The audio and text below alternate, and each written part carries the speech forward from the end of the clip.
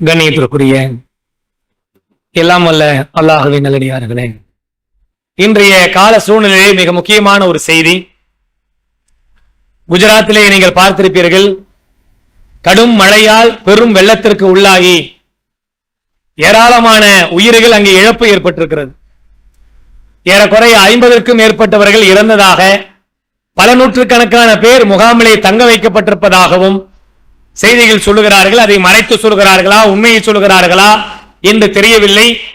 ஏராளமான பேர் ஆனால் இறந்திருக்கிறார்கள். பெரும் வெள்ளத்திலே பெரும் பாதிப்புக்கு குஜராத் ஊரே மாநிலமே முங்கி இருக்கிறது என்று சொல்லுகிற அளவுக்கு செய்திகள் வந்து கொண்டிருக்கின்றன. அதை தாண்டி டெல்லியிலும் பெரும் மழையோடு பாதிக்கப்பட்டிருக்கிறார்கள். அடுத்தடுத்த ஊர்களே பாதித்துக் கொண்டிருக்கிறார்கள். குமரியிலே மழையிலே, வெள்ளத்திலே, மழையிலே கடுமையாக பாதித்துக் கொண்டிருக்கிறார்கள். இப்படிப்பட்ட பாதிப்பு ஆங்காங்கே நடைபெற்றுக் கொண்டிருக்கிறது. இந்த மழை ஒரு பெரிய அல்லாஹ்வுடைய பேர் அருளாக இருந்தாலும் அந்த மழையே அதிகப்படியாக பெய்யும் பொழுது அது மக்களுக்கு பல சோதனைகளையும் பல்வேறு சிரமத்தையும் ஏற்படுத்துகிறது. நபிகள் நாயகம் ஸல்லல்லாஹு அலைஹி வஸல்லம் அவர்கள் நம்மிடத்திலே துஆ செய்ய சொன்னார்கள். அல்லாஹும்ம ஸய்யிபன் நாஃபியா, இறைவா இந்த மழையை பயனுள்ளதாக ஆக்கி வைப்பாயாக என்று துஆ செய்ய சொன்னார்கள்.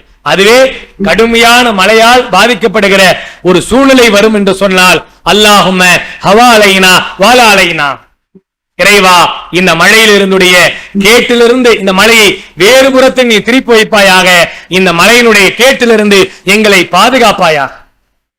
இந்த மழையே எங்களுக்கு கேடானதாக, அதுவே தீமையானதாக, அதுவே சோதனையானதாக ஆகிவிடக் கூடாது என்று சொன்னார்கள்.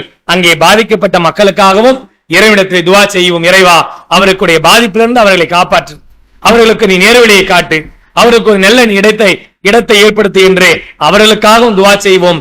மழையினால் பாதிப்பு ஏற்பட்டு விடக் கூடாது என்பதற்காக இந்த மழை யாருக்கும் எந்த வகையான பாதிப்பும் ஏற்படுத்தி விடாமல் அது வேறு புறத்திலே திருப்பி பயனுள்ளதாக ஆக்க வேண்டும் என்ற சிந்தனையும் இறைவனிடத்திலே கையேந்துவாக என்று கூறி நிறைவு செய்கிறேன். வாஹிரு தாவானா அல்ஹம்துலில்லாஹி ரப்பில் ஆலமீன். அஸ்ஸலாமு அலைக்கும் வரஹ்மத்துல்லாஹி வபரகாத்துஹு.